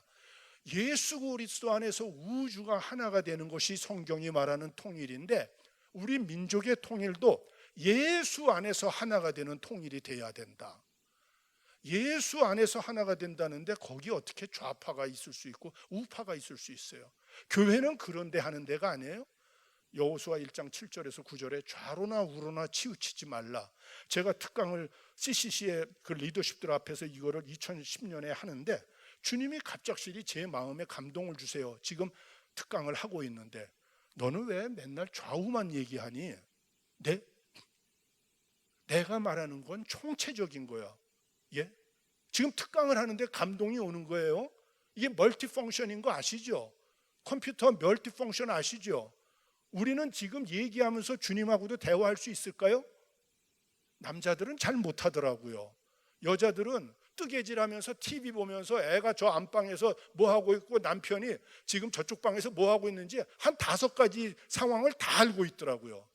남자들은 멀티펑션이 뭐죠 하면 그냥 멀뚱멀뚱 하시는데 사모님들은 지금 다 아신다고 그러세요. 예. 그러니까 여자가 남자보다 확실히 우월한 것 같아요. 예. 별로 재미가 없으시네요. 괜찮아요. 그렇게 안 웃어주셔도. 네, 고맙습니다. 자, 그래서 주체는 하나님이시고 우리 복음으로 거듭난 사람들이. 저는 통일운동하는 것, 교회에서 북한 선교하는 분들은 거듭나지 않았으면 하지 마라 그래요. 거듭나는 게 더 중요하다. 밖으로 나가서 일하는 것보다 거듭나는 게. 그리고 기도할 때도 꼭 이렇게 하셔야 됩니다. 먼저 회개 기도하셔야 돼요. 그리고 2번째는 가족을 위해서 기도하셔야 돼요. 북한 기도가 아니에요. 3번째는 교회를 위해서 기도하셔야 돼요. 만약에 북한 선교 때문에 교회에서 빨갱이니 뭐니 하는 소리가 나오면 그 교회는 북한 선교 하지 마세요. 교회가 하나 되게 하는 것이 더 중요합니다. 성령이 하나 되게 하신 것을 힘써 지키라고 그러셨기 때문에 그 교회는 아직 북한 선교할 준비가 안 된 교회예요. 성도들이 아직 그렇게 성숙해지지 않았어요. 그러니까 북한 선교 안 해도 돼요. 주님이 그거 안 한다고 뭐라고 안 하십니다. 그리고 그런 얘기를 해도 교회가 충분할 때 그때 북한을 위해서 기도하십시오. 자, 회개 기도 나 자신 안 하면은 되치기 당합니다. 병이 올 수도 있어요. 가족 기도 먼저 하세요. 방어막을 쳐주셔야 돼요. 안 하면 가족이 당할 수 있습니다. 교회를 위해서 기도하세요. 안 하면 교회에 분란이 일어납니다. 이 모든 걸 하시고 그 다음에 북한 선교 기도하시는 거예요. 그러니까 북한 선교 기도하는 분들은 기도할 내용이 없어요. 안 돼요. 기도하시면 10분, 20분은 최소한 하게 되는 거예요. 이해가 되시나요? 네. 2번째, 그러면 어떻게 해야 되느냐? 저도 이제 제가 출석하는 교회에 선교, 북한 선교 강의 오시면 저도 앉아서 들어요. 근데 한 분이 오셔가지고 막 강의하다가 여러분 북한 공산당은 때려잡아야 되는 거고 저것들은 무릎 꿇려야 됩니다 막 그러셨어요. 근데 우리 교회가 아멘을 안 하니까 아멘 하면서 막 강요하다가 저하고 눈이 탁 마주쳤어요. 저기 흰머리 계신 목사님처럼 저하고 눈이 탁 마주치니까 여기 허장로 와 계시네 아멘. 그랬더니 우리 교회는 방송실이 이걸 또 방송을 잡아요. 이 화면에 제 얼굴이 그대로 뜬 거예요. 그 순간에 제 신념하고 상관없이 아멘하는 건 아니잖아요. 그렇다고 그 강사님 앞에서 아니요 이러면 또 그 강사님이 민망하시잖아요. 그래가지고 그냥 어쩔 줄 모르고 그냥 웃었어요. 그냥 소리 못 내고 그냥. 굉장히 힘들더라고요. 저는 패권과 정복의 십자군의 정신이 아니고 섬김과 희생의 십자가 정신으로 북한 선교를 해야 된다. 근데 우리가 죄성이 있다 보니까 조금 얘기하다 보면 예수님의 방식보다는 십자군의 방식이 더 마음에 들어요. 저놈들 뭐 핵무기 쏘는데 못해가지고 확 밟아 그냥 이렇게 해야지 막 그냥 아멘. 얼마나 마음이 편하세요. 좋잖아요. 저는 북한 선교하고 들으면서 분노가 일어나게끔 되는 거는 굉장히 조심해야 된다고 생각해요. 남을 원망하게 하고 지나치게 비판하게 하는 것은 교회에서 조금 조심해야 되지 않냐. 예수님의 연약함, 그것이 훨씬 더 귀한 것 아니냐. 우리가 온전해지는 것은 약할 때 강해진다고 그러셨어요. 우리의 강함으로 이 세상을 정복하는 건 주님의 뜻이 아닐 수 있어요. 사도 바울처럼 얻어 터지고 밥도 못 먹고 잠도 엉성한 데서 자고, 어제 저희 호텔에서 따뜻하게 재워주셔서 목사님 고맙습니다. 예, 그렇지 않았으면 저는 오늘 아주 감기 기운이 너무 심해가지고 힘들었을 것 같아요. 그렇지만 초기 전도자들은 정말 그렇게 섬기셨잖아요. 우리가 그 모습을 생각하면서 복음 통일을 했으면 좋겠습니다. 그리고 내가 온전한 것 같이 너희도 온전하라, 내가 거룩한 것 같이 너희도 거룩하라는 주님의 말씀과 우리가 온전함으로 가자. 이게 뒤에 나옵니다. 목표가 뭐냐? 통일은 힘센 나라, 돈 많은 나라, 번영하는 나라가 아니고 하나님 나라가 목표입니다. 2500만 북녘동포가 예수 믿는 길로 나오지 않는 통일은 우리한테 아무 의미가 없어요. 북한 선교가 진행되지 않는 통일은 아무 의미가 없어요. 지난번 3차 하노이 회담에서 트럼프와 김정은이 회담이 결렬된 것은 미국의 보수파와 그 보수파 존 볼턴을 추동한 일본의 아베 정부가 있다고 얘기할 수 있지만 그게 아니고 신앙의 눈으로 보면 하나님께서 중지시키신 거라고 저는 고백해요. 왜냐하면 북한의 복음화가 안 되는데 저기에 대형 자본이 들어가고 북한과 미국이 수교하면은 북한은 그냥 돈 많은 자라 그냥 공산주의 국가 그것만 되는 거예요. 2,500만이 회복되는 건 전혀 없는 거예요. 그리고 북한 땅이, 이건 중요한 얘기입니다, 성경적 토지 신연법으로 살아나는 길은 막히는 거예요. 나중에 이걸 더 얘기했으면 좋겠는데 오늘은 못할 것 같은데요. 하나님 나라, 북녘동포가 살아나는 것이 제일 중요한 거다. 마지막으로 저는 통일 대한민국이 어떤 나라가 돼야 되느냐. 우리 바로 옆에 중국은 14억의 인구 대국, 러시아는 대한민국의 100배 영토 크기가 영토 대국, 일본은 경제 2위 경제 대국, 미국은 유일 초대국. 우리는 무슨 대국일까요?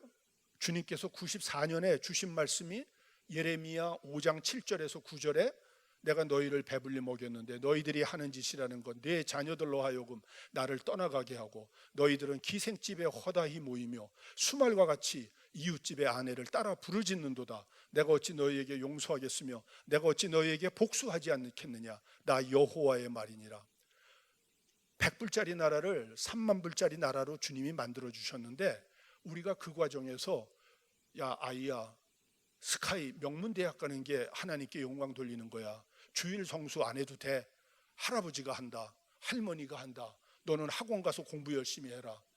야, 좋은 직장 가는 게 우선이야. 너는 지금 일터에서 열심히 일해야 돼. 주일 성수를 안 가르쳤는데 걔가 명문대학 간다고 주일 성수 하겠습니까? 내 자녀들로 하여금 나를 떠나가게 하고, 너희들이 하는 짓이라는 건 룸살롱, 술집에 허다히 모이며, 심지어 어떻게 한다고요? 이웃집의 아내를 따라다니면서 연애하자 그런다는 거예요. 이게 남유다가 이렇게 음란, 영적 음란이 육적 음란으로 전환된 것을 예레미야를 통해서 하나님께서 예레미야 5장 7절에서 9절에서 비판을 선포하게 하신 거예요. 그게 대한민국이라는 거예요. IMF 경제 위기가 터졌을 때 하나님이 다시 보라는 거예요. 두 번째가 5장 28절에서 30절에 고아의 송사와 빈민의 송사를 공정히 공평히 판결을 안 한다는 거예요. 판사, 검사, 변호사 돈이면 다 돼요. 최근에도 그 대장동 나왔는데 특검 최고 책임자였던 박모라는 분이 50억 원을 받았어요. 50억 원. 얼마 전에 대통령 후보로 나왔던 총리님은 1년 6개월 만에 150억을 버셨어요. 그런데 그게 이상하지 않은 나라에 대한민국은. 이게 병들어도 대단히 병든 거 아닙니까? 2000몇 년에 제가 서울에 있는 명문대학교 법대 교수 되는데 충격적인 얘기를 들었는데 1억을 내면 교수가 된대요. 명문 법대, 정의와 공의를 가리키는 법대 교수 되는데 1억을 내요. 너무 병들었어요. 세 번째가 9장 7절에서 9절에 거짓말이 관영한다는 거예요. 음란되고 부패되고 거짓되고, 이게 대한민국의 모습이라고 97년에 하나님께서 IMF 경제 위기 뒤에 다시 말씀해 주시고 회개하라. 그래서 저는 통일특강을 한동안은 이 세 가지 죄를 회개할 때 성결과 경건과 정직으로 돌았을 때 통일은 하나님께서 선물로 주시니 지금 다른 거 하지 말고 회개 기도하십시다. 2002년까지 그거 외치고 다녔어요. 오늘 왔는데 아침에 만난 목사님께서도 회개를 지금 해야 되는데 너무 안타깝다. 오늘 허 박사님 무슨 얘기할지 보겠다 그러시더라고요. 너무 감사했습니다. 이 같은 스피릿이 있는 게, 그래서 저는 통일되면 돈 많은 나라, 땅 많은 나라, 뭐 권력 있는 나라, 힘센 나라가 아니라 하나님의 영성이 살아서 역사하시는 Great Spiritual State, 하나님 말씀에 기초한 나라, 성령님께서 역사하시는 나라, 하나님의 은혜가 넘치는 나라, 이 나라가 돼야 된다. 그 마지막 때 하나님께서 선택하셔서 땅끝까지 복음을 전하는 나라로 우리 통일 대한민국을 사용하시게끔 우리가 그렇게 기도를 하자는 거예요. 그 나라는 어떤 나라냐? 팍스 브리테니카, 옛날에 팍스 로마나 팍스 아메리카나, 이 팍스는 힘에 의한 평화입니다. 근데 우리는 팍스가 아니라 어떤 나라가 돼야 되나? 하나님의 평화, 샬롬, 코레아네가 돼야 된다. 이제까지 없었던 새로운 시대의 나라를 우리가 주님과 함께 만들어가는 그 시대가 돼야 된다. 70년 동안 저 북쪽 땅을 지키느라 고통받은 2,500만 동포들에게 희망을 줄 수 있어야 된다. 우리 남쪽 사회는요 이미 끝났어요. 제가 볼 때는 이제 더 발전하기는 불가능합니다. 한계 상황까지 왔어요. 세계화로 우리가 선진국에 들어갔다 그랬잖아요. 우크라이나 전쟁은 무엇을 의미하냐면 30년 동안 진행됐던 세계화가 끝났다는 거예요. 이제는 보호무역으로 돌아가는 거예요. 우리는 수출로, 세계화로 수출로 먹고 살던 나라인데 이제는 수출이 어려워지는 시대로 들어가는 거예요. 거기다가 국내적으로는 완전히 문제가 지금 골마 터졌는데 5대 갈등의 그 이면에는 뭐가 있냐면 부의 불평등의 문제가 자리 잡고 있는 거예요. 두 가지인데 원인은 하나는 토지의 불평등입니다. 우리 대한민국이 공산군이 쳐들어왔을 적에 먹히지 않은 나라는 이 김제평야 이쪽에 땅이 얼마나 많아요? 지주가 갖고 있던 거를 우리 이승만 대통령이 토지개혁을 하셔서 소작인들한테 다 나눠주셨어요. 유상몰수 유상분배. 북한은 무상몰수 무상분배 했는데 58년에 협동농장으로 싹 다 뺏어가요. 그래서 북한 땅은 개인기 없어요. 우리는 돈 주고 사고 돈 주고 팔았어요. 싼 가격에. 그래서 경자유전, 농민들이 다 땅을 가진 거예요. 그러니까 공산군이 쳐내려왔을 적에 땅을 지킨 거예요. 그래서 우리가 공산화가 안 된 거예요. 근데 그 땅이 다시 독점이 된 거예요. 언제? IMF 경제 위기 때 다 땅이 또 랜드 오너한테 들어가는 거예요.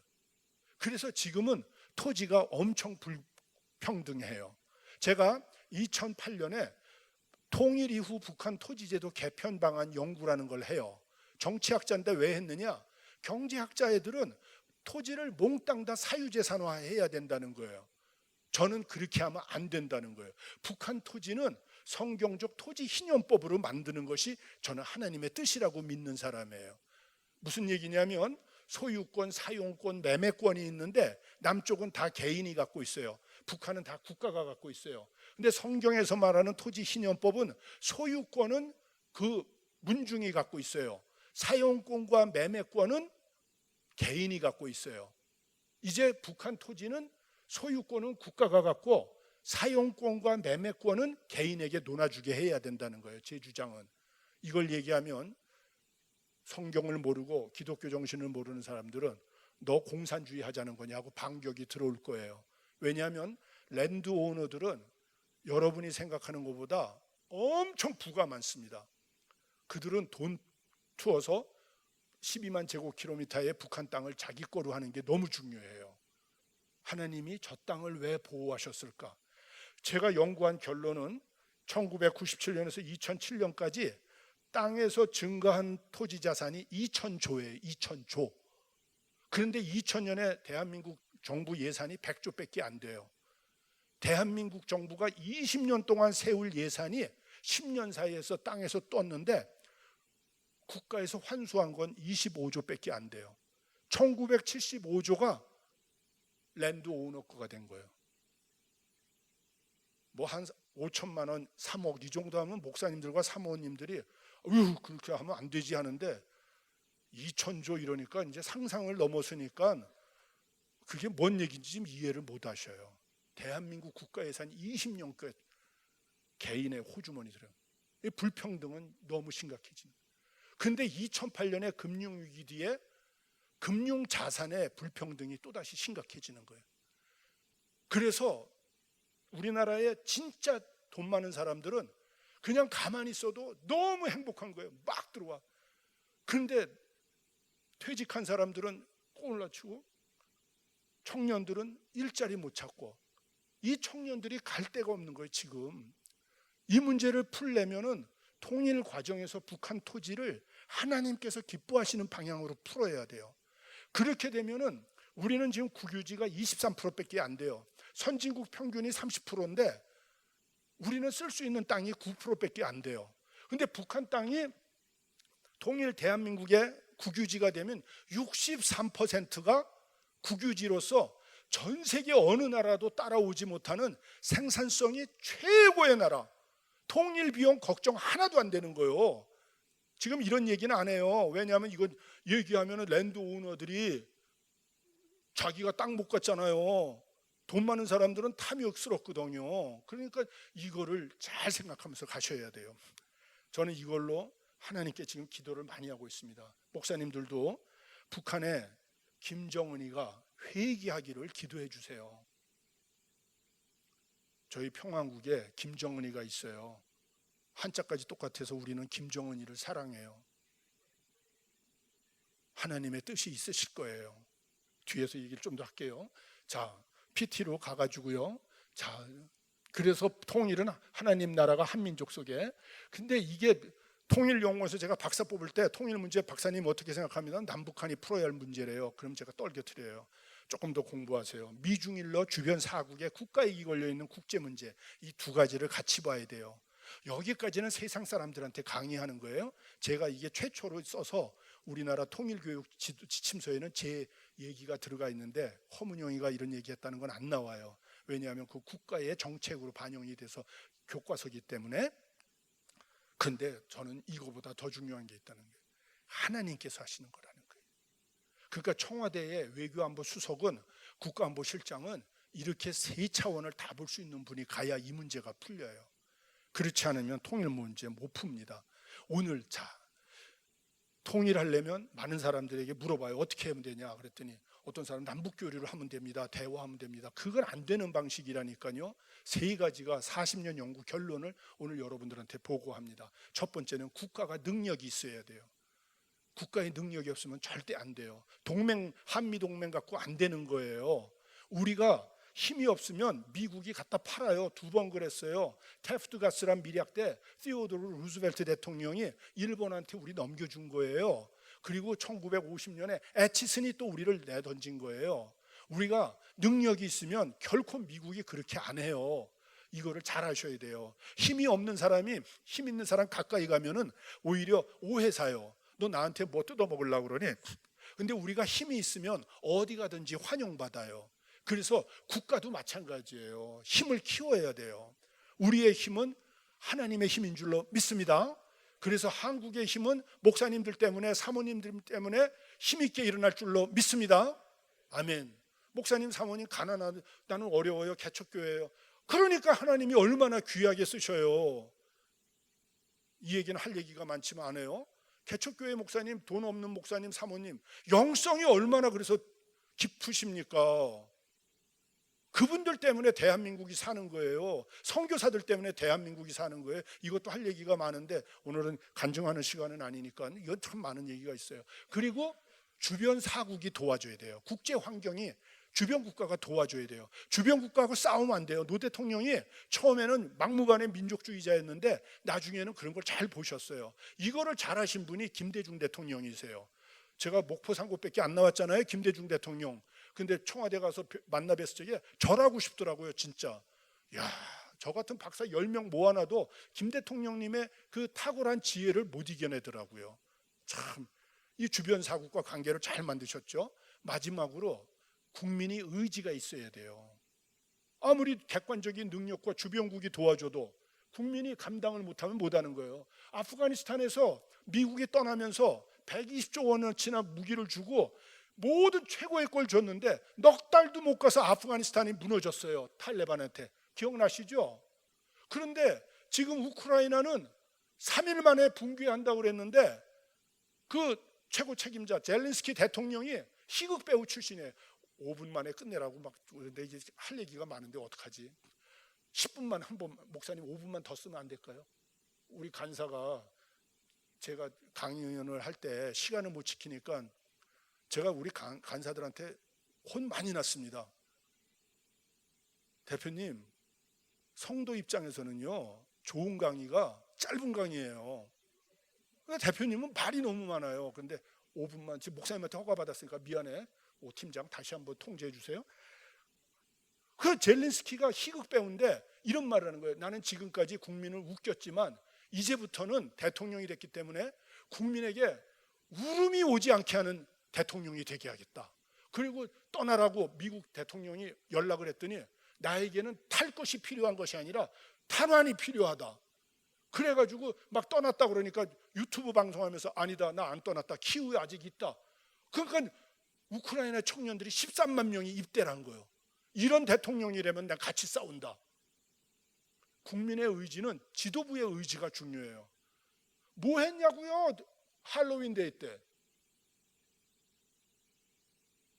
너무 지금 현안이어서 제가 더 이상 얘기 안 하겠어요. 정말 지도부들은 정신 차려야 돼요. 이 세 가지를 갖고 독일이 어떻게 했느냐? 1990년 10월 3일 우리 개천절날 통일한 거예요. 개천절날. 뜻이 있어요. 초대 통일 대통령을 찾아갔어요. 리카르트 폰 바이체커 장로예요. 초대 독일 통일 대통령이. 우리 신학자들과 목회자님들이 찾아가서 우리는 기도 많이 했는데 통일이 안 됐고 독일은 자유주의 신학이 횡행해서 기도 안 했는데 통일이 됐습니다. 하나님께서 어떻게 이렇게 응답하실 수가 있죠? 그랬더니 장로 대통령 답변이 한민족 한국교회의 기도의 응답입니다. 아니 우리 통일 안 됐는데요? 저희들이 갑작스레 준비도 안 된 상황에서 통일이 돼서 독일이 너무 힘들어요. 근데 왜 우리한테 이런 어려움이 왔나 봤더니 한국교회에서 통일을 위해 기도를 너무 많이 해서 우리가 벌로 통일이 됐어요.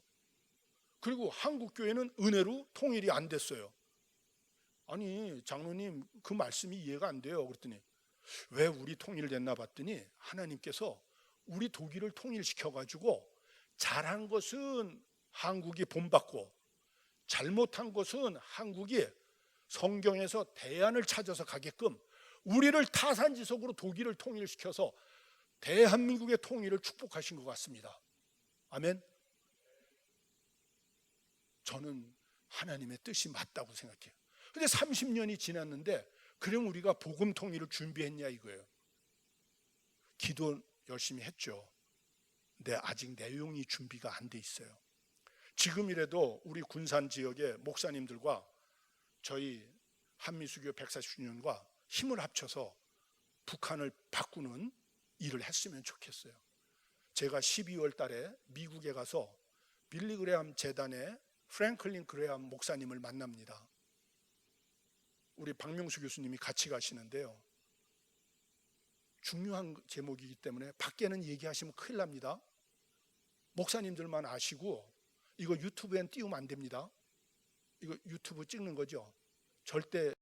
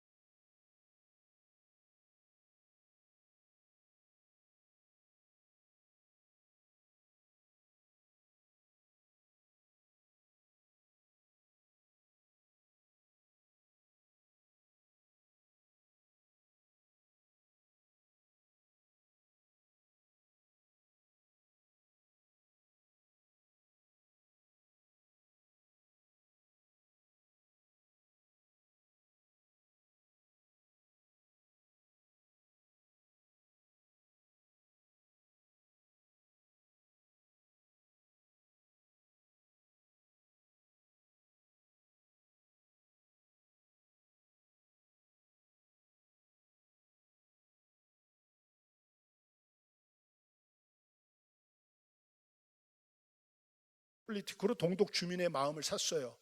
그래서 의지, 환경, 능력을 다 만들어서 결국 통일을 할 수 있었던 거예요.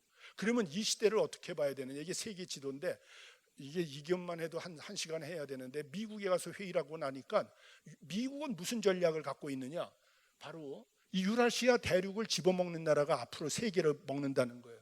그래서 프랑스, 저머니, 러시아, 인디아, 차이나 이 5나라가 견제와 균형을 이뤄서 어느 나라도 유라시아 대륙을 독점하지 못하는 게 미국의 세계 전략이에요. 예, 감사합니다. 이쪽에 드디어 목사님들도 반응이 나오시고 주무시는 분도 계시는데 감사합니다. 원래 대학 교육은 3%만 이해되면 그냥 진행하는 거예요. 이게 박사과정이니까 몇 분만 이해하시면 그냥 가는 거죠. 그리고 5나라를 반드시 친미 국가로 만들라는 거예요. 거기에 첫 번째가 우크라이나예요. 이게 누구냐? 헨리 키신저, 쯔비그뉴 브레진스키, 세뮤얼 헌팅턴이 모두 이런 전략을 했거든요. 미국에는 그랜드 마스터가 있어요. 석학들이 있어요. 전략 짜는 애들은 저 밑에 있는 거예요. 그 위에 미국의 기조를 만드는 사람들이 얘기하는 거예요. 우크라이나가 친미 국가로 만들어야 된다는 거예요. 그게 터진 거예요, 요번에. 이게 그냥 터진 게 아니에요. 전 이거를 지금 20년 가까이 강의하고 있잖아요. 그러니까 벌써 예견이 됐던 거죠. 두 번째가 터키예요. 제가 우리 친척인 거 아시죠? 터키 사람들이. 옛날 돌고리 저기가 있는 거예요. 하나님께서 중동 선교하기 위해서는 우리가 중동에 그냥 가면 큰일 나잖아요. 우리 형제 돌궐, 고구려, 동맹국가. 돌궐의 선조는 선비, 우리의 선조는 고조선. 그게 다 형제였어요. 근데 하나님이 에덴 동산을 향해서 돌아가게 하신 거예요. 당나라한테 망하고서. 그래서 얘들이 가면서 뿌린 씨앗이 투르크메니스탄, 그게 돌고리 만든 나라라는 뜻이요. 그리고 투르키, 그게 터키예요. 지금은 투르키에 이러지만, 예, 우리가 중동 선교도 해야 되는데 바로 터키가 우리 선교 전진 기지가 되는 거예요. 근데 미국은 세계 전략 때문에 터키를 자기네 뜰로 만들어요. 세 번째는 저기 카스피해 옆에 있는 아제르바이잔, 네 번째는 이란, 시아파하고 수니파. 그럼 마지막으로 동아시아에서 어느 나라를 친미 국가로 만들까요? 바로 코리아를, 한반도를 친미 국가로 만들어요. 그래서 트럼프가 주한미군 뺀다 그럴 때 우리가 떨면 안 돼요. 이런 세계 전략을 하면 못합니다. 이거를 주한미군을 철수하는 시간에 우리도 어려워지지만 미국의 시대는 끝나는 거예요. 그러니까 미국하고 맞짱 뜨자 이런 뜻이 아니라 미국의 세계 전략이 뭔지를 잘 알면서 국가의 이익을 잘 조정하면서 국격이 있는 외교를 해야 된다는 거예요. 트럼프가 막 그런 말 할 때 막 떨고 그럴 필요 없어요. 이런 걸 알면, 세계 전략을 알면 다 같이 가는 거예요. 자, 미국은 이런데 제가 중국에 가서 중국 전략가들하고 회의를 했더니 중국은 작년이 공산당 창당 100년이요. 무서운 거예요. 더 저런 나라로 간다는 거예요. 그 2049년이 되면 중공 수립 100주년이 되는 거예요. 이때 세계 넘버원이 되겠다는 거예요. 이거를 트럼프 대통령이 알고서는 중국을 견제하기 시작한 거예요. 그때부터 미중 간의 패권 전쟁이 시작이 된 거예요. 중국이 저는 예수 잘 믿는 나라가 된다면 싸울 일이 없다고 생각했어요. 근데 지금 너무 공산주의 국가로 가기 때문에 중국 편에 서면 안 돼요. 지금은 분명하게 얘기해야 돼요. 우린 자유민주주의와 기독교 같이. 이 한미수교 140주년을 그래서 했는데 우리 예산 신청은 작년에 예결위에서 떨어졌어요. 한중수교 30주년 예산은 통과가 됐어요. 다른 데서 했는데 목사님들이, 사모님들이 기도해 주셔야 돼요. 나라의 미래를 위해서. 그리고 중국은 지금 이렇게 1대1로 중국 제조 2020 2027년이 되면 인민해방군 100주년이에요. 점점 더 군사력을 강조하는 쪽으로 갑니다. 우리는 어떻게 가야 될까요? 자, 그래서 공산주의 세계대국이 되는 건데 어제 그제 끝났던 그 20차 당대회에서 계속 이거 1대1로 하는 거예요. 아까 미국의 유라시아 전략 보셨잖아요. 중국의 유라시아 전략과 충돌이 되는 거예요, 지금. 그런데 러시아를 또 제가 갔어요. 러시아 가가지고 저기 외교부 차관, 제 옆에 빨간 사람들은 고등경제대학원의 총장과 학장, 제 맞은편에 있는 사람은 소련 시절에 데니소프 대사, 또 제 이쪽에 맞은편에 있는 분은 얼마 전에 러시아 북한 대사 외교부 국장, 이런 분들하고 했어요. 저 옆에 있는 사람은 우리 국정원 1차장입니다. 이래서 했는데 물어봤어요. 니네들도 세계 전략 있냐? 러시아를 중심으로 옛날 구소련, 이 모든 스탄 나라들, 이 나라들을 다 친러시아로 만드는 거예요. 그게 CIS예요. 그래서 지금 이렇게 한 거예요. 여기 써 있는 초록색 국가들은 지금 서방으로 넘어온 나라고, 파란색으로 되어 있는 나라들은 친러시아고, 거기에 지금 적대적인 나라가 우크라이나하고 조지아가 있는 거예요. 이런 맥락에서 이번 우크라이나 전쟁이 터진 거예요. 바로 유라시아 대륙을 놓고 미국, 중국, 러시아가 충돌하고 있는 거예요. 이거를 모르면 남북한이 통일한다고 통일이 안 되는 거예요. 많은 사람들은 우리가 북한하고 통일한다고 생각하는데 그렇지가 않다고요. 미중일러의 세계 전략과 상충되는 전략으로는 통일을 이룰 수가 없어요. 김정은이하고 둘이 화합한다고 되는 게 아니에요. 그것도 물론 중요하지만 미중일러와 함께 가야 되는 거예요. 그래서 지금 중국이 나오다가 대만에서 한번 붙었다, 남사공소에서 붙었다가 다시 대만에서 지금 붙는 거예요. 그런데 북한은 뭐 하냐? 이렇게 군사강국, 사상강국, 군사강국, 경제강국으로 가서 강성대국 건설한다는 거예요. 핵무기 계속 만드는 거예요. 그래서 이제 이런 거 갖고는 안 되겠다. 이게 사자, 이게 다 싸운다는 거죠. 시간 때문에 우린 통일 대한민국, 예수님 잘 믿는 목자의 나라가 돼야 되겠다, 이런 뜻이고요. 제가 말씀드리고 싶은 건 김정은이의 증조부가 독실한 예수 믿는 김용직 선생, 강반석 여사가 증조모세요. 저분들의 기도를 하나님이 포기하셨을까요? 저는 하나님께서 모든 기도는 다 담아두셨다고 생각해요. 그래서 김정은이가 회개하면 놀라운 일이 일어날 거예요. 근데 그 기도는 어떻게 해야 된다 그랬죠? 우리 회개 기도부터 해서 가족 기도하고 교회 기도하고 대한민국 기도하고 그리고 북한 기도하셔야 돼요.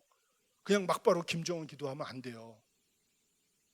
시간 때문에 설명 못 하고요. 이거 너무 많은 얘기가 있는데 그냥 건너뛸게요. 자, 북한 선교, 제가 한기총회 통일선교대학 학장하면서 우리 선교사들이 많이 했어요. 조선족들도 배워서 들어갔어요. 문제는 저 위에 상층부에게 복음을 전하는 사람들이 없는 거예요. 다른 데는 다 있어요. 그래서 우리가 이거 오늘 봐야 되는데 이거 시간 때문에 못 봅니다. 오늘 영상 못 보네요. 영상은 놓고 갈게요.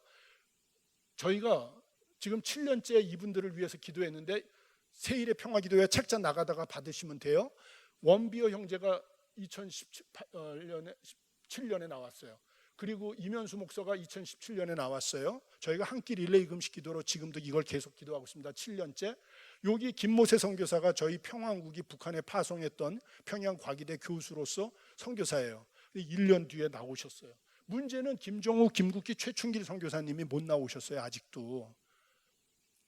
저는 이분들이 복음 통일의 시작이라고 보는 거예요.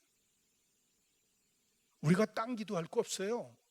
이분들이 북녘 땅에서 복음을 잘 지금 증거하시고 계시게끔, 그리고 고문당하지 아니하시고 혹독한 육체적 가혹 행위가 없게 하시고 복음 읽게 하시고 복음 전하게 하시고 주님의 시간에 나오시게끔, 저 세 분의 선교사님들이 지금 북한 땅에 계시다는 건 하나님께서 북한을 축복하시는 이유예요. 한국교회는 교단이 다르면 기도를 안 하더라고요. 내 교회가 파송한 분이 아니면 기도 안 하더라고요. 그러나 하나님의 교회는 하나입니다. 저는 북한 교회는 감리교, 장로교, 성결교, 침례교, 순복음 없고 조선 기독교 단일 교단이 돼야 된다는 거예요. 그래서 앞으로 북한은 세계 복음화에 제일 중요한 교회가 될 거예요. 한국 교회와 북한의 조선 기독교가 힘을 합치면 마지막 때 못 전할 지역이 없죠. 요거는 그냥 여기까지만 할게요. 그리고 이제 그러면 통일을 어떻게 해야 되냐? 정부는 주체가 하나님이냐 인간이냐, 바텀업이냐 탑다운이냐 설명이 필요한데 안 합니다. 그래서 인간이 중심이 돼서 탑다운 방식으로 했던 게 김대중 정부 북한이에요. 그 다음에 바텀업으로 했던 게 박정희, 박근혜까지예요. 바이든 지금 이렇게 하고 윤석열 정부도 이렇게 하는 거예요. 지금 바텀업 다 안 되는 거예요. 다 안 되는 거. 우리 교회에서 바텀업으로 북한 선교하면서 하나님과 했어요. 희생이 근데 너무 커요. 이제 안 한 거 뭐죠? 저기 안 나온 거? 하나님께서 일하시고 북한 지도부 복음 전하는 것부터 해야 되는 거 안 했죠? 그게 바로 우리가 해야 할 일이에요. 한국 기독교가 북한 지도부에 복음을 전해야 된다. 하려면 어떻게 해야 돼요? 기도하고 하나님께서 역사하셔야 되는 거예요. 그 일에 우리 남군산 교회가 함께 해주셨으면 좋겠고, 이 자리에 오신 목사님들 교회에서 앞으로 10년 동안 이 일을 같이 하셨으면 좋겠어요. 왜냐하면 2033년이 주님께서 승천하신 지 2000년이 되는 해입니다. 내년이 빌리그레함 대회 50주년입니다. 그리고 2024년이 로잔 4차 대회가 서울서예요. 세계 기독교의 중심이 지금 한국으로 들어오고 있어요. 복음 통일할 상황은 전혀 안 돼 있어요. 근데 하나님께서 하시면 이 모든 게 감당되게 될 줄로 믿습니다. 2025년이면 선교 140주년이 됩니다. 놀라운 시간들이 지금 다가오고 있어요. 한국교회가 기도하고 역사를 내다보면서 이 10년 안에 하나님 이 땅에 복음 통일을 시작하여 주시옵소서. 그 시작이 옥류 선교사들의 송환부터 시작되게 해주시기를 같이 기도했으면 좋겠습니다. 뒤에 있는 내용들은 못해서 너무 죄송하고요. 만약에 목사님들 필요하시면 PDF 파일로 저희가 나중에 전달을 해드릴게요. 그걸 한번 보시면 좋겠습니다. 너무 많은 시간을 써서 죄송합니다. 하나님 아버지 감사합니다. 이렇게 정말 하나님께서 전라북도 지역을 사랑해 주시고 또 남군산교회의 헌신으로 한미수교 140주년에 한국 기독교가 시대적 사명을 어떻게 다시 한번 반성하고 가야 할지를 함께 생각할 수 있는 귀한 시간을 허락해 주심을 감사합니다.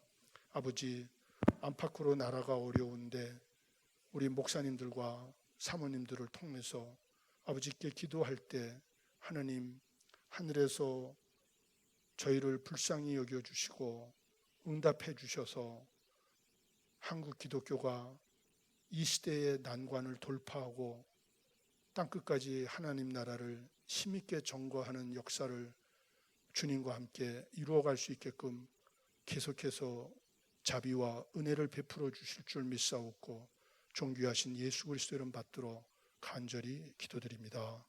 아멘. 예, 감사합니다. Q&A 시간인데요. 시간이 많이 지났기 때문에 Q&A는 식사하시면서 이렇게 여쭤보는 걸로 그렇게 대신하겠습니다. 방문해 주신 목사님 너무나 우리 강사님 너무나 감사합니다. 박수로 마치겠습니다. 자, 여기 방문해 주신 목사님께서는 내빈분들 다 앞으로 나오셔서 잠깐 사진 촬영이 있겠습니다.